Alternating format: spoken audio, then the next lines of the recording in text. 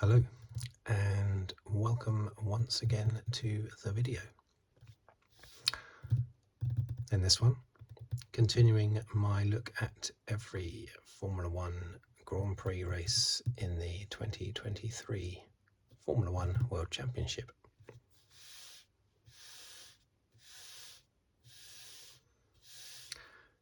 Just a casual fan's perspective. I've been a fan for many years, going back to the early 80s. So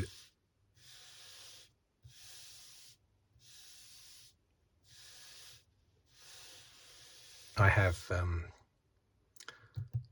a fair amount of knowledge, but only from a fan's view, basically, not from a technical view at all.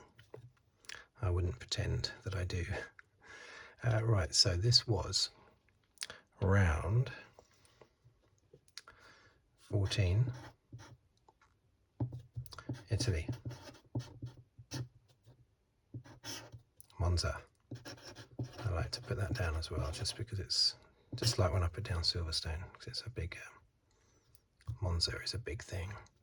So what I shall do first is, let's just make sure it's a constant battle with the focus. But, I will do the list of the top, the finishing order basically, all down to 20th place. Then I'll do a top 10 in the Drivers' Championship, and then the rundown in the Constructors' Championship. So let's go. Let's start where we always start, with Verstappen.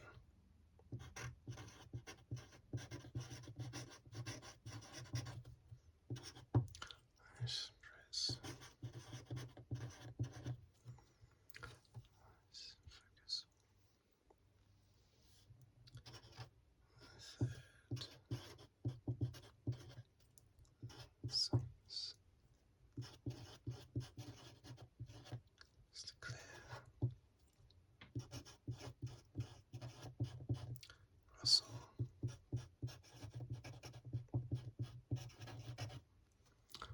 Hamilton.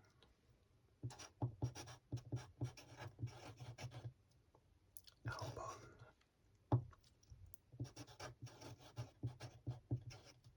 Norris. Alonso. Bottas.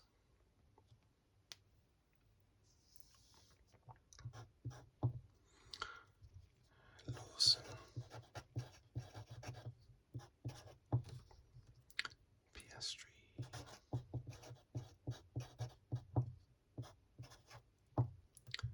13th was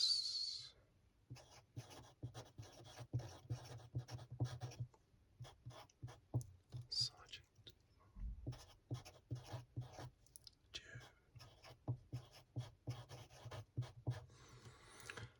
Stroll.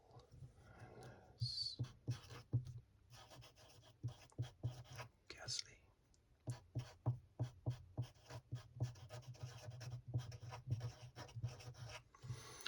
Hulkenberg. Stay in focus. Stay in focus. Stay on target. Magnussen.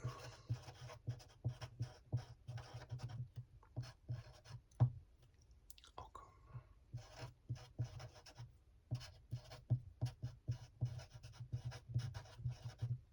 Tsunoda. Right, so now top 10 in the Drivers' Championship.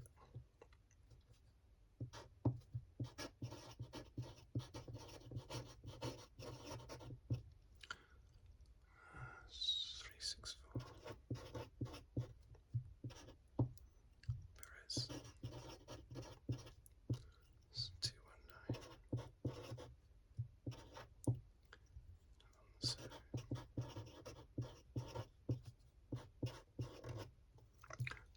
117.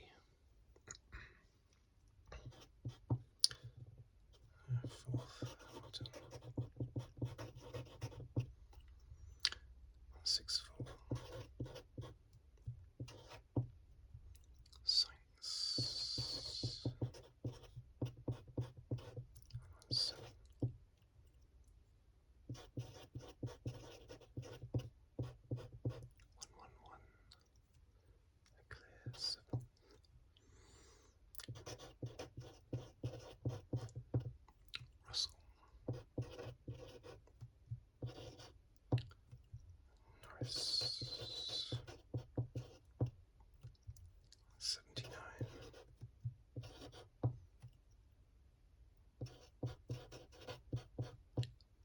Stroll. 47. 37. Okay, now the Constructors' Championship. Redbull 583.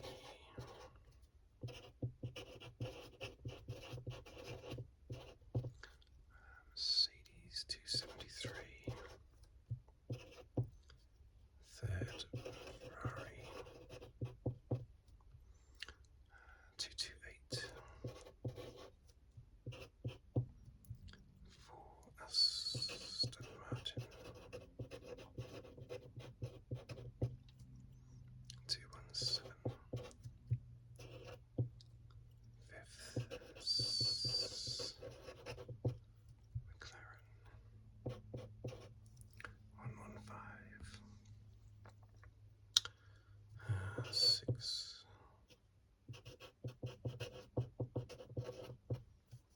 Alpine 73.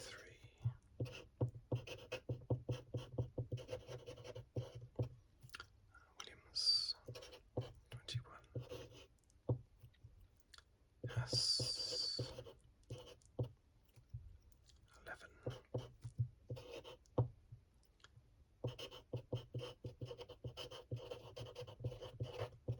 Alfa Romeo 10.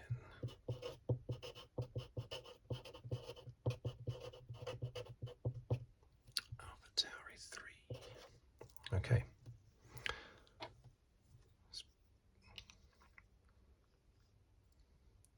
Let's put that pen away before I pass out with the fumes. That's a bit over the top, that pen. Okay. So, what do we think of that race? Well, let me just put it here first before I forget. Fastest lap, Piastri. That was a hugely enjoyable race, and it really made me, reminded me of the battles between McLaren and Ferrari, specifically in 1989, and even more specifically, the German Grand Prix at Hockenheim in 1989. But also the British Grand Prix, I suppose, in 1989 as well. The battles between the two McLarens of Senna and Prost and the two Ferraris of Mansell and Berger. And the McLarens were always slightly faster than the Ferraris, but not by enough that you wouldn't have some good racing and an occasional Ferrari win as well. In 1989, Mansell won 2 races, didn't he? And Berger won 1, I believe. But Ferrari only finished, I think, there were 16 races, so that's 32 potential finishes from their 2 cars, and I think they only finished 9 of those 32 potential finishes, and all 9 for Ferrari were on the podium in 1989. They didn't finish off the podium, so they had a good car, but a very unreliable car, because it was the first car to have the semi-automatic gearbox. Ferrari were the innovators of the semi-automatic gearbox in 1989. I'm digressing quite a lot, but the German Grand Prix, if you watch it at Hockenheim, similar sort of circuit to Monza, big long straights with, chicanes dotted about, but basically massive long straights. And this is the old Hockenheim, not the new Hockenheim. And this race reminded me so much of that. We had 4 cars basically at the top once Perez had cleared Russell. We had the 2 Red Bulls and the 2 Ferraris going absolutely hell for leather, but the Red Bull just a little bit quicker, so you sort of knew it was going to be a 1-2 for Red Bull and a 3-4 for Ferrari. And I think that's what happened in the 89 German Grand Prix, but just like the 89 German Grand Prix, it was so exciting watching all that side-by-side racing, even though you knew the Red Bulls were probably going to come out on top in the end. So I thought it was fantastically exciting, and I'm glad the Italian fans seemed to agree. They would have been disappointed, but also, I think, relieved that a real fight was put on by Ferrari, and Ferrari were clearly better than the rest of their competitors in the race, and they really challenged Red Bull. It's the most number of laps led by a non-Red Bull in a race so far this year. 14 laps led by Sainz at the beginning, and he held off Verstappen so well. But before that, the start I thought was great. All those cars. I mean, okay, Tsunoda, that was unfortunate, of course, retiring. Nothing he could do about that. It's engine failure just before the start of the race. But all the others, the other 19 drivers, such a clean start, such tight racing. Going into turn one, that must be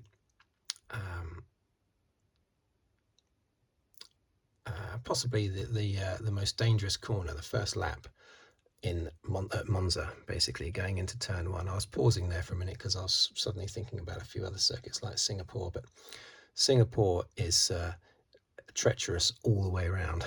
I'm talking specifically here, going hell for leather down to turn one on the first lap and then trying to squeeze through that chicane.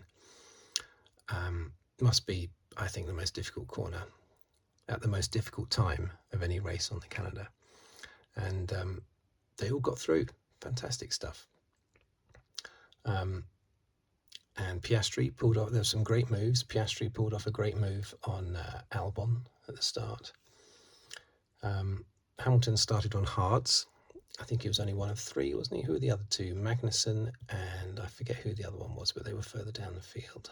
But Hamilton was the only one of the top half, basically. The only one of the main teams to go onto hards. It's a bit sort of desperation, really, isn't it? They're just trying to find any way to sort of win by accident, basically, by going off-piste with their strategy. I think they never thought they were going to win, even if starting on hards ended up being absolutely the best thing to do. I still think they would not have expected to have won, but maybe they could have been in amongst the Ferraris, somewhere. In the end, they were 5th and 6th, with the one starting on hards, Hamilton, being a distance behind Russell, I think, wasn't he? Some 20 seconds or something behind Russell. But he did start lower, so you could still argue that worked for Hamilton slightly. It was slightly beneficial to start on hards, but only slightly. Great defence by Sainz, fantastic racing, side by side, holding off Verstappen. Unbelievable stuff. There were so many duels going into the first corner. So many times someone would try to overtake around the outside into the first corner, just like Verstappen tried to in 2021. Although this time the drivers, including Verstappen, were pulling out of it when they could see that it was only going to end in an accident. Unlike in 2021, where Verstappen kept going, and of course it was always going to be an accident. Not necessarily blaming Verstappen for that. I think that was a bit of a racing incident in 2021 at the first corner. But there was nowhere for Hamilton to go, and you could argue Verstappen was enough alongside that he could still hold his position. But I think the reason why they gave him the penalty was because Verstappen should have realised that was always going to end in an accident in 2021 with Hamilton. Even though he had a right to be where he was, because he was alongside, a sizable amount alongside, it was still always going to end in an accident, so he should have pulled out. But anyway, in this race, they were doing that. They were pulling out instead of Verstappen. So, but it was so good, wasn't it? I mean, I'm trying to think. I wrote a few notes, but there are so many duels specifically going into the first corner, but also going down the long straights as well. He had Perez ding-dong battle with Russell. That was relatively early on. And as I say, fantastic defence by Sainz on Verstappen, until on lap 14 he locked his tyres, locked his wheels, and that slowed him right down knocked out his rhythm coming out of turn 1, and Verstappen was able to get past. And then on that same lap, Sainz got past Russell. That was it. Both Red Bulls were unleashed then. That was the end of the battle for the lead, really, although the Ferraris did close up a little bit later, but still only got to within about 4 seconds, I think. Norris and Piastri, they were very competitive. They were side by side a lot of the time. They had contact. I think they had contact at one point, didn't they? But they both survived. That's fantastic. We had Leclerc against Perez when Perez was attacking Leclerc, and he spent a long time trying to get past Leclerc. He got past. Did Leclerc get past Sainz, or no? Sainz came into the pits, didn't he? And then that left Perez attacking Leclerc, and he couldn't get past for so long. But that's fantastic. I love that side by side racing. Who's going to be the first one to blink? And that every lap there seemed to be 2 drivers doing that.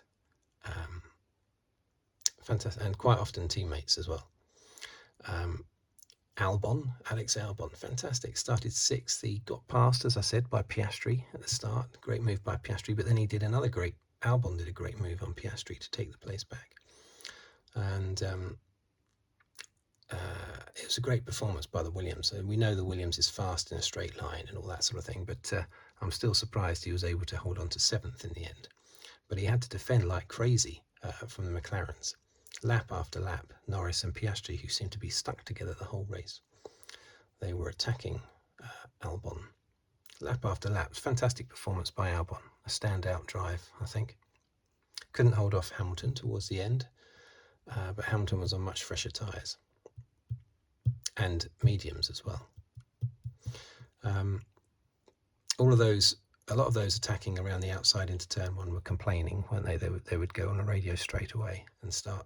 I think was it Verstappen said when he tried to get around, he tried to do that to Sainz, and he said that was naughty.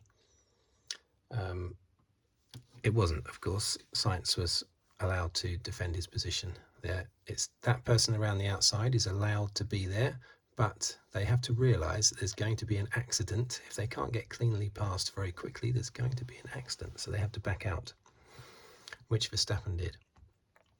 But there was nothing naughty done there by Sainz at all. Of course, later in the race, we had Hamilton bash against Piastri. That was incredible. I don't think I've ever seen a harder hit in Formula One without the car retiring. Neither car retired, but that was amazing. The 2 wheels, the front left of Piastri and the rear right of Hamilton, smashed into each other with such force. I'm amazed that the cars didn't spin around there and then and end up in the wall. How on earth their suspension didn't break, I don't know. But you could have a much lighter touch on the suspension on another lap or another part of the circuit, and it wouldn't do anywhere near, or it would do a lot more damage, I should say. It just depends on the angle. It's a bit like an egg. If you squeeze an egg from the side, it explodes. If you squeeze an egg from the top and the bottom, nothing happens, because that's where all the strength is, the top and the bottom. So that's what it's like with these suspensions. You can just be unlucky. You could get a little tap and it destroys your suspension. Another occasion you can have a big wallop like happened to Hamilton there and nothing happens. Unbelievable. And he went on to be just as quick, if not quicker than he was before, overtaking the McLarens. And of course Piastri came into the pits, just changed his front wing, came out, set fastest lap. It was amazing. Incredible how those 2 cars survived. But that was into, is it turn 3? Because there are 2 main chicanes, aren't there? There's the one at turn 1. Is it turn 2, the second chicane, or is that turn 3? It might be turn 2, the second chicane, where Schumacher and Hill crashed, if you remember, in 1995. That was the second of those 2 chicanes. It was Hamilton's fault, just like I think it was probably Hill's fault in 1995, though I didn't like to admit that at the time. But yeah, it was Hamilton's taking the blame for that one. It was obvious. See, he did drift across to the right.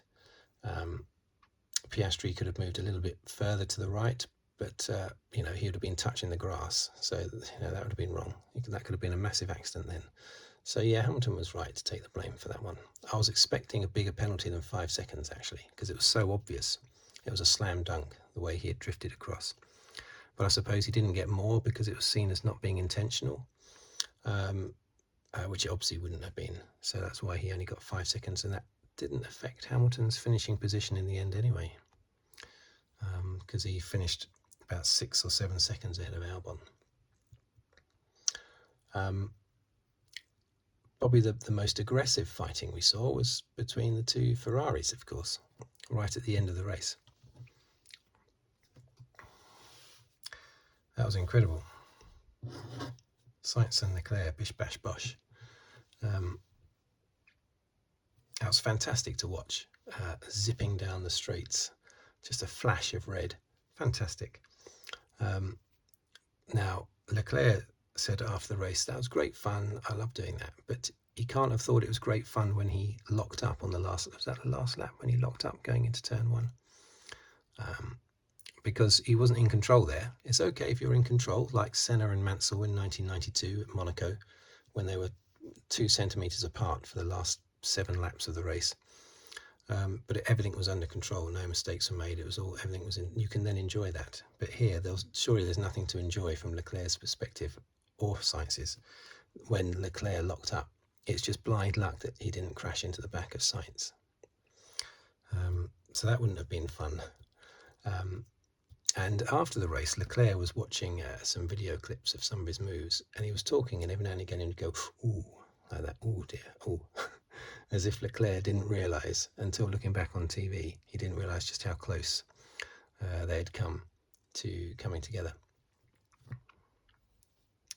Fred Vasseur is his usual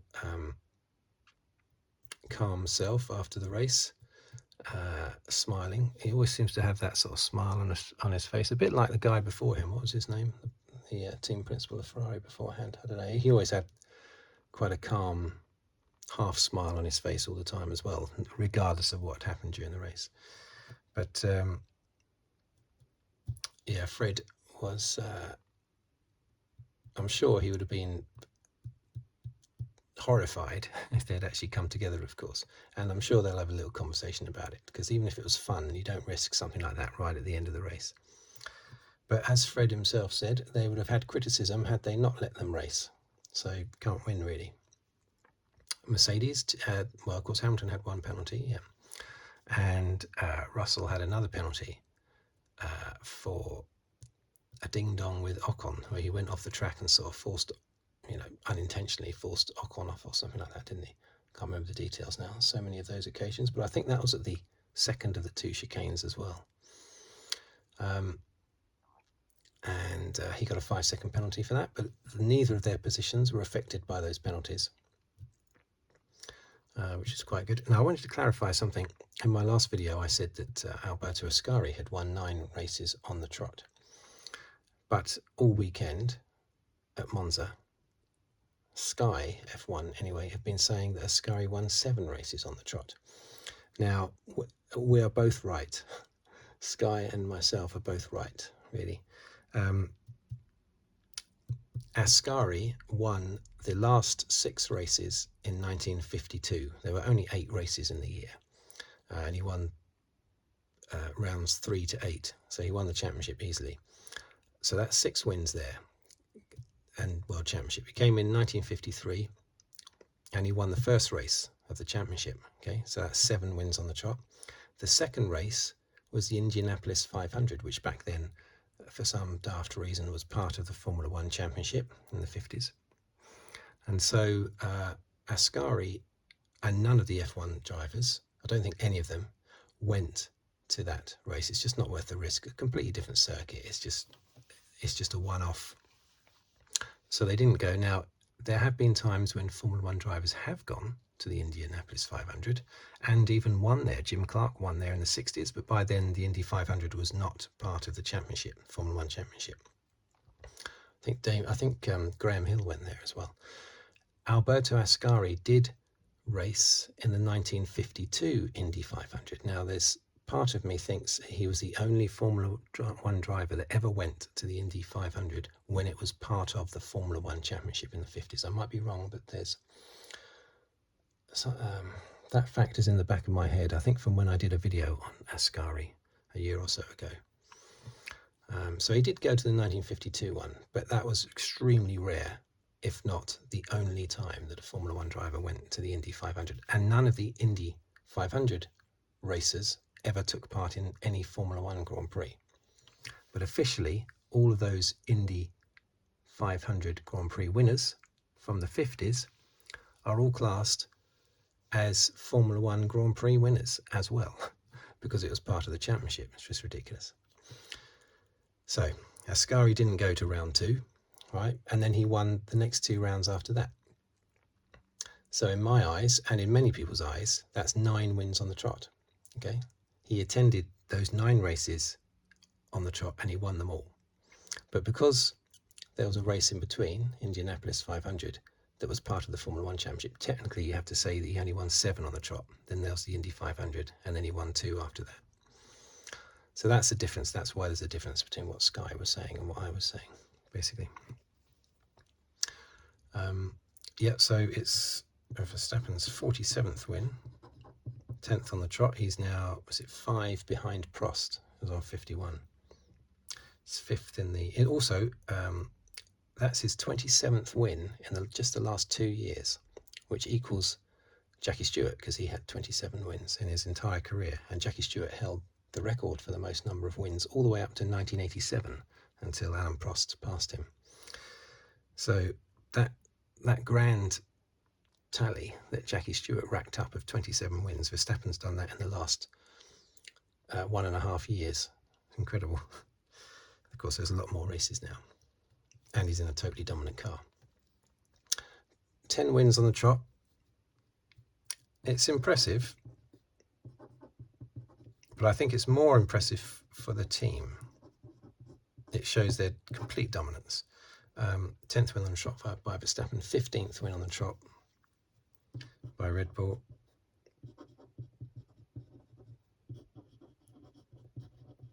I think that's more impressive for them than it is for Verstappen.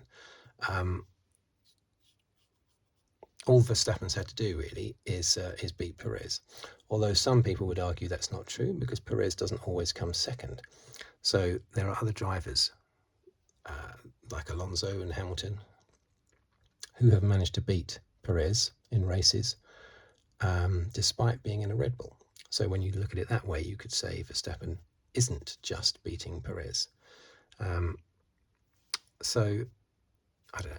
Yes, you could say it's a great achievement, but it's more of an achievement by Red Bull.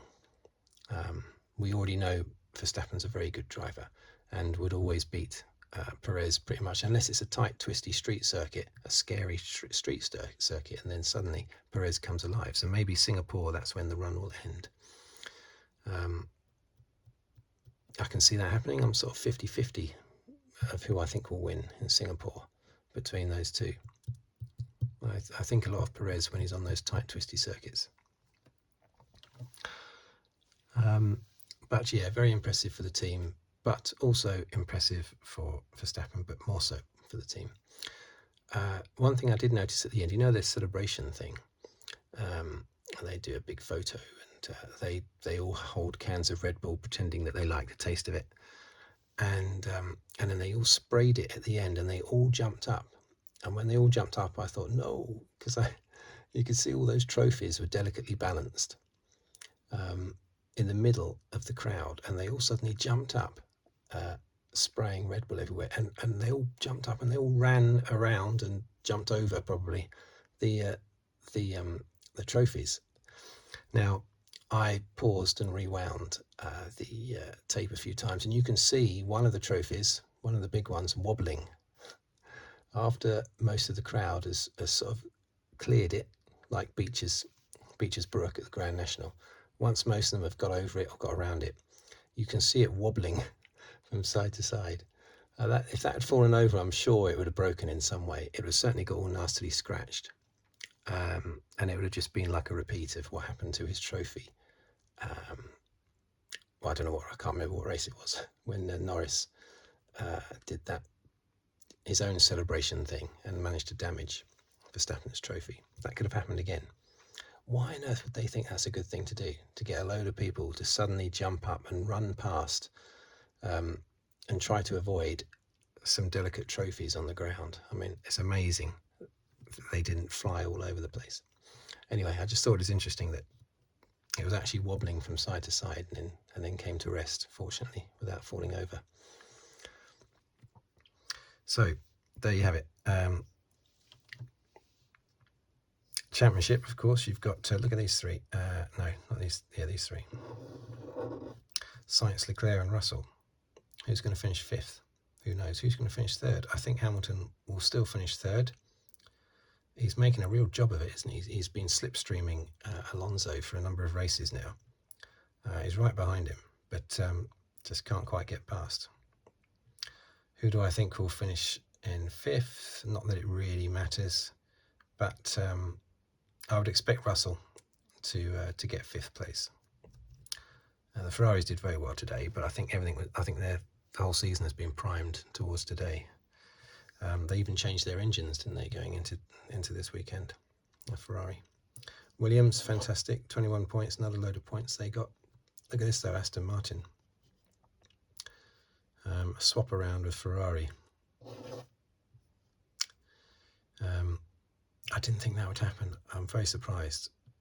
I did think earlier in the season, I did think Mercedes would get past Aston Martin, and they did. But I'm very surprised Ferrari have managed to get past. But well done. They won't want too much congratulations for third place, of course, if they do manage to get third. Will they hold on to that? They've got two very good point-scoring drivers. Aston Martin, unfortunately, have only got one, because Stroll is just, he's never anywhere, is he? At the moment. He had a good start to the season, but he's not done anything since. What I also wanted to do quickly, of course, is talk about these drivers. I already talked about Norris and Alonso. Yeah, so Alonso, lackluster performance. Bottas, a point. Wow, that's incredible for Alfa Romeo. Puts them on to 10. And Lawson nearly got a point for AlphaTauri. Look, 3 points. He nearly got a point. I want to give him a big tick, because I said he was one of my drivers of the day in the last race. Here as well, 11th place. That's very good. Sargent as well. See, I think 11th's actually quite good in a Williams, but you compare it to what Albon's doing, and it doesn't look good at all, does it?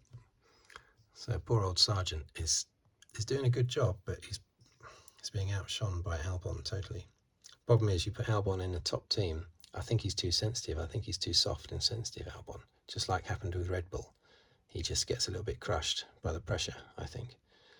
He's one of those drivers, a bit like Ivan Capelli in the early 90s, who got crushed when he went to Ferrari. The pressure crushed him, and that can happen. So I don't necessarily think a big team is going to be snapping up Albon, because they're going to be aware of what he's like when he's in a top team. It'd be different if he won. If he managed to somehow win a race in a Williams, suddenly you get cocky and confident when you win a race. And then that would overcome a lot of his softness. And then he would be able to go into a top team and show his proper talent, which is clearly, top team talent, I would say, Albon. I mean, Norris had a poster of Albon on his wall when he was a teenager, when they were growing up together in the car. It seems a bit weird, but he said that he had a poster of Albon on his wall because he thought he was so good. Norris and Russell both thought Albon was so good. Joe, yeah, well, okay, he might lose his seat next year to Pourchaire. He's in F2 at the moment, leading the championship in F2, isn't he? Or right, somewhere near the top anyway. Stroll, as usual, lackluster performance, I'm afraid.